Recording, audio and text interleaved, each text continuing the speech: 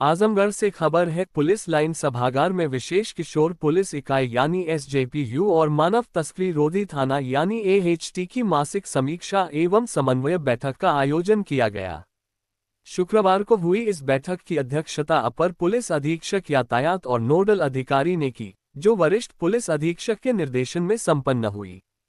इस अहम बैठक में जिले के तमाम विभागीय अधिकारी और समाजसेवी संस्थाओं के प्रतिनिधि मौजूद रहे।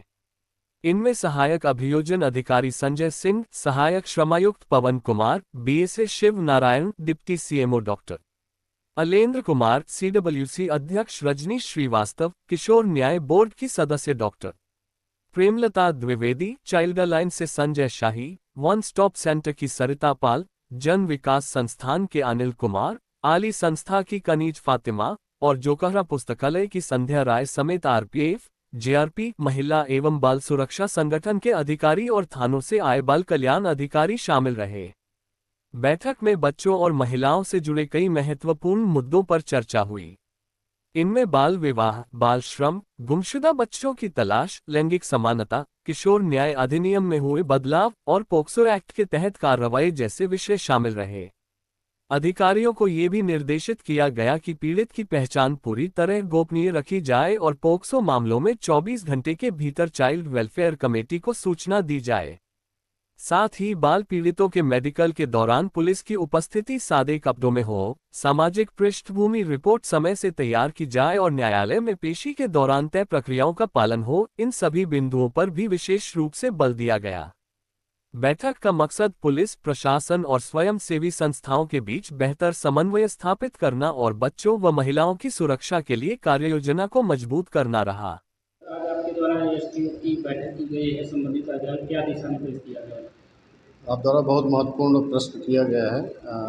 आपको ये संज्ञानित कराना है, आपके माध्यम से जन सामान्य को भी संज्ञानित कराना है कि एएसटी थाना अर्थात मानव तस्कर निरोधी थाना प्रदेश के सभी जनपदों में एक बनाया गया है शासन द्वारा, जिसमें बच्चे और नाबालिग महिलाओं और उनके बाल श्रम हेतु उत्पीड़न, उनके सेक्सुअल एक्सप्लॉयमेंट हेतु किडनैपिंग पर रोकथाम के लिए लगातार कार्रवाई की जाती है। इसकी मासिक मीटिंग होती है हमारी, जिसमें सभी विशेष बाल कल्याण अधिकारी और सहायक बाल कल्याण अधिकारी शामिल होते हैं। विशेष बाल कल्याण अधिकारी निरीक्षक रैंक के होते हैं और सहायक बाल कल्याण अधिकारी महिला होती है, कांस्टेबल या मुख्य आरक्षी होती हैं। इसमें बाल कल्याण समिति अर्थात चाइल्ड वेलफेयर कमेटी के अध्यक्ष शामिल होते हैं। जुवेनाइल जस्टिस बोर्ड के सदस्य और अध्यक्ष शामिल होते हैं और उसमें विभिन्न एनजीओ के लोग भी शामिल होते हैं।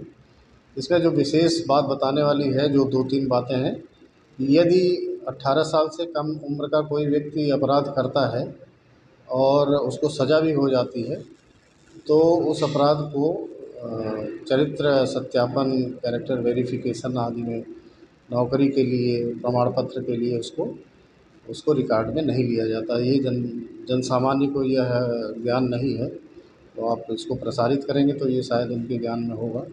किसी बालक द्वारा अगर कोई अपराध किया गया है तो वो उसमें दी गई अगर कोई भी सज़ा है तो वो चरित्र सत्यापन में मान्य नहीं। दूसरी बात ये है कि यदि कोई बाल अपराध अपचारी होता है तो उसको चाइल्ड वेलफेयर कमेटी के समक्ष प्रस्तुत किया जाता है। सभी बेल एप्लीकेशन जो उसकी आती है उसमें चाइल्ड वेलफेयर कमेटी एक पार्टी होती है। तो ये सब चीज़ें अभी इसको प्रचार प्रसार किए जाने की आवश्यकता है, जागरूकता फैलाने की आवश्यकता है, जिस पे लगातार काम चल रहा है। प्रति महीने इसकी मीटिंग होती है और कार्रवाई की जाती है। इस खबर के प्रायोजक है गोल्डन बेकर्स एंड डेयरी, जिनका पता है मेन मार्केट अथरौलिया, आजमगढ़।